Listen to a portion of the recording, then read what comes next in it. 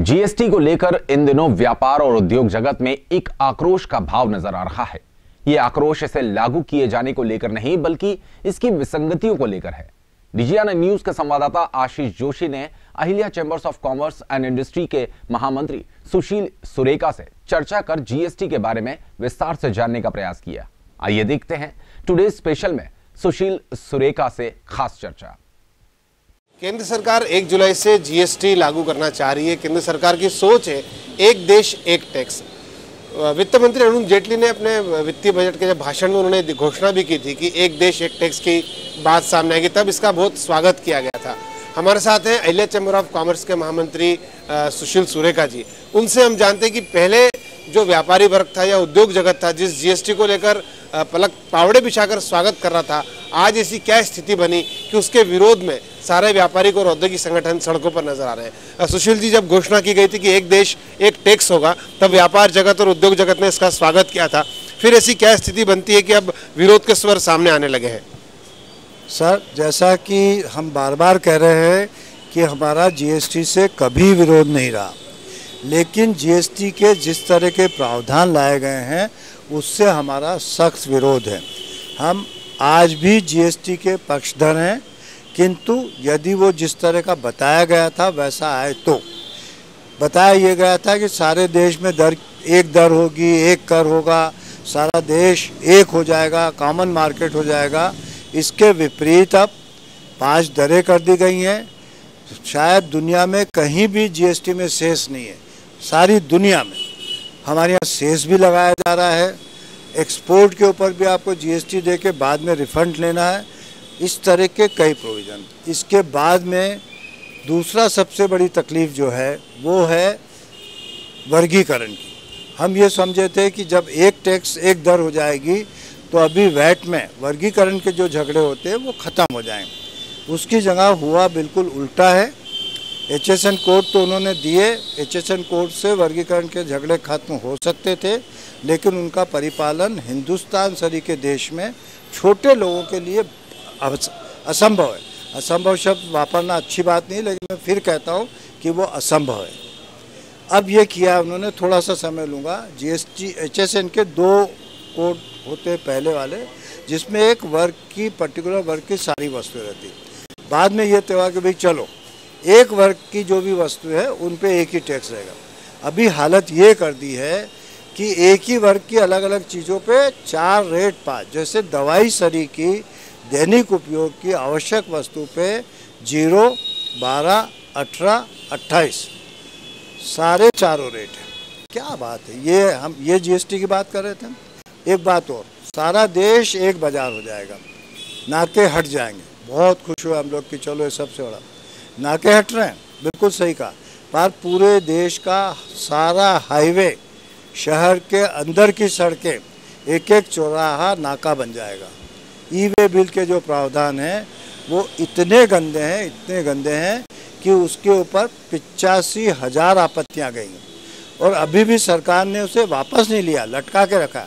हम इस पर निर्णय लेंगे 29 जून को हमको बताएंगे कि 30 जून को बताएंगे कि ये निर्णय हुआ, ताकि हमारा विरोध खत्म हो जाए।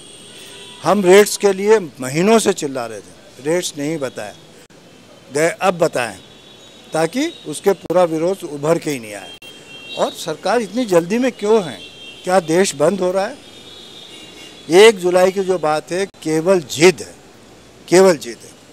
बिल का प्रोफार्मा इतना गड़बड़ है, इतना लंबा है। अफसोस से हमारा दफ्तर बंद है, नहीं तो मैं आपको बताता कि ऑस्ट्रेलिया का जीएसटी का रिटर्न मेरे पास है, 2 पेज का है, दोनों पेज में 6 लाइन है।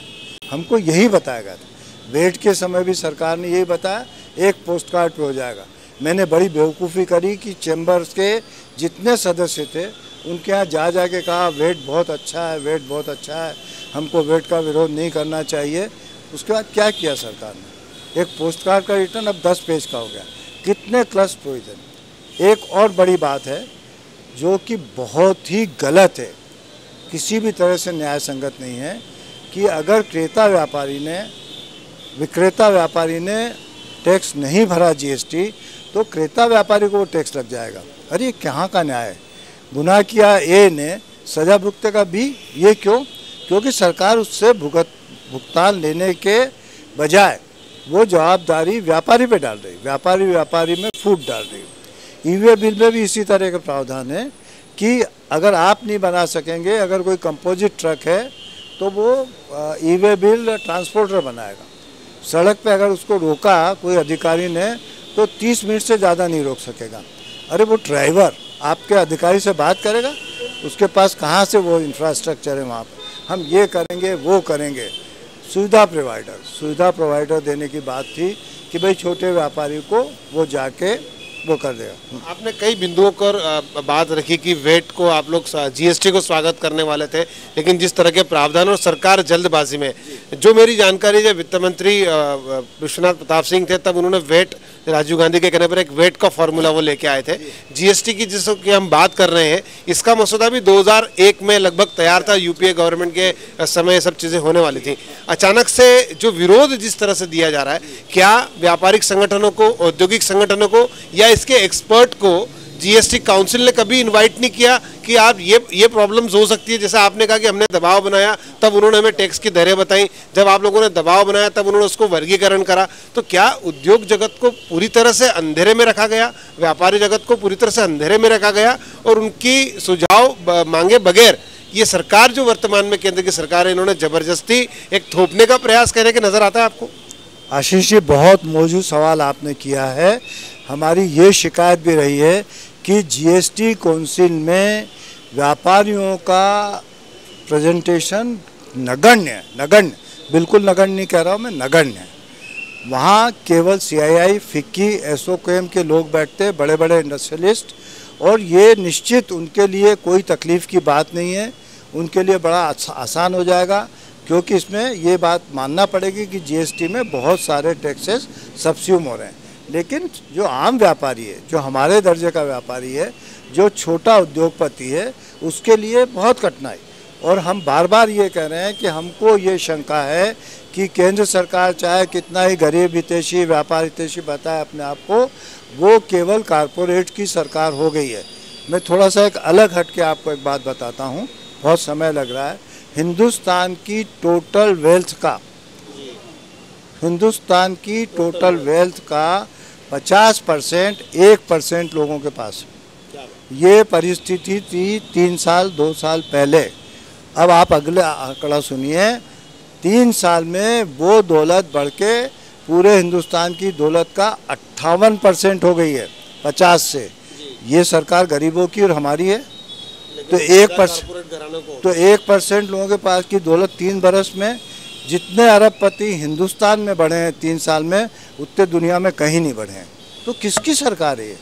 और हमको कह रहे हैं कि आप गलत विरोध कर रहे हो, आप फालतू हल्ला कर रहे हो, ये प्रोविज़न सही है, वो प्रोविज़न सही है।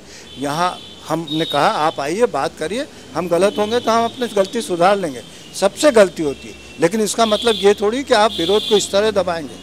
मतलब इसके संदर्भ में एक बात सामने आती है कि जो आयुक्त कमर्शियल टैक्स है, फाइनेंस मिनिस्टर ने भी कहा है कि वो व्यापारियों को ये समझाए कि जीएसटी आखिर है क्या। अगर व्यापारी समझ लेगा कि जीएसटी ये है तो वो बहुत इसको स्वागत करेगा। अभी तक उनको ये नॉलेज में ही नहीं है। तो जीएसटी आप जिस चीज़ को लागू करना चाह रहे हैं उसका ज्ञान व्यापारियों को नहीं है। तो क्या ये बात सही है जो कह रहे हैं फाइनेंस मिनिस्टर कहते हैं, या आयुक्त को लगता है कि हम कार्यशाला करेंगे, लोगों को बताएंगे?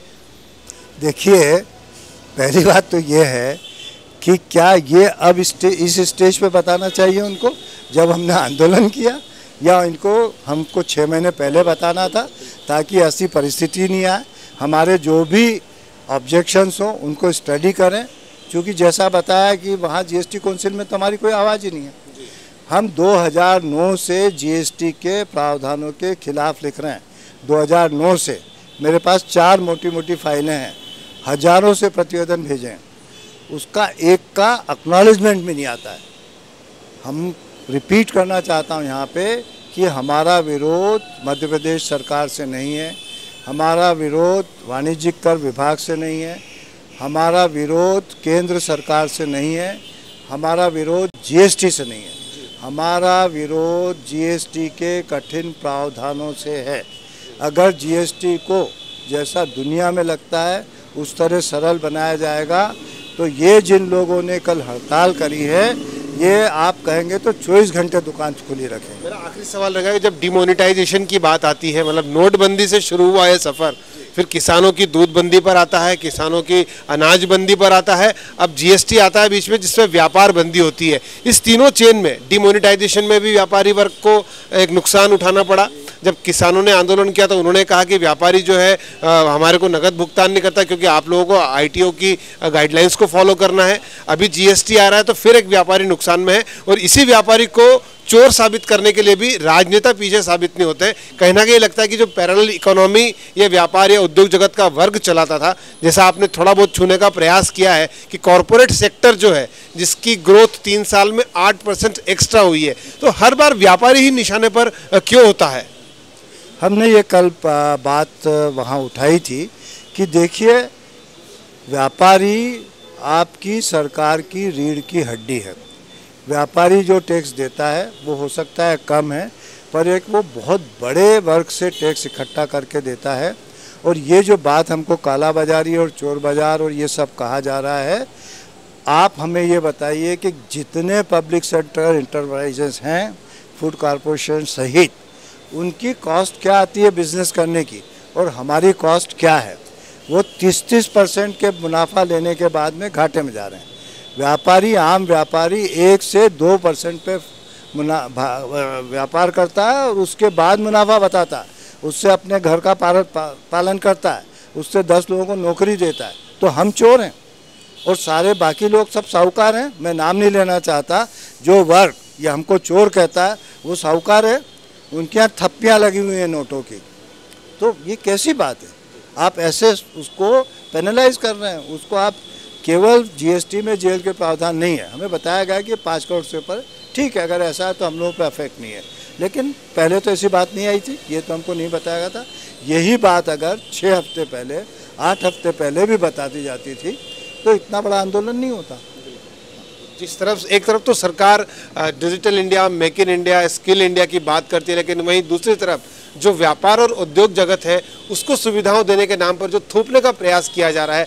जैसा कि सुरेखा जी ने भी बताया कि जीएसटी का विरोध नहीं है, लेकिन जीएसटी के तहत जो प्रावधान किए गए हैं, जो विसंगतियां की गई है, जिससे व्यापार व्यवसाय करने में बहुत कठिनाई का सामना करना पड़ सकता है, इसे लेकर कहीं ना कहीं केंद्र सरकार झुकने के लिए तैयार नहीं है। कैमरा पर्सन प्रदीप मसीह के साथ आशीष जोशी, डिजियाना न्यूज़, इंदौर।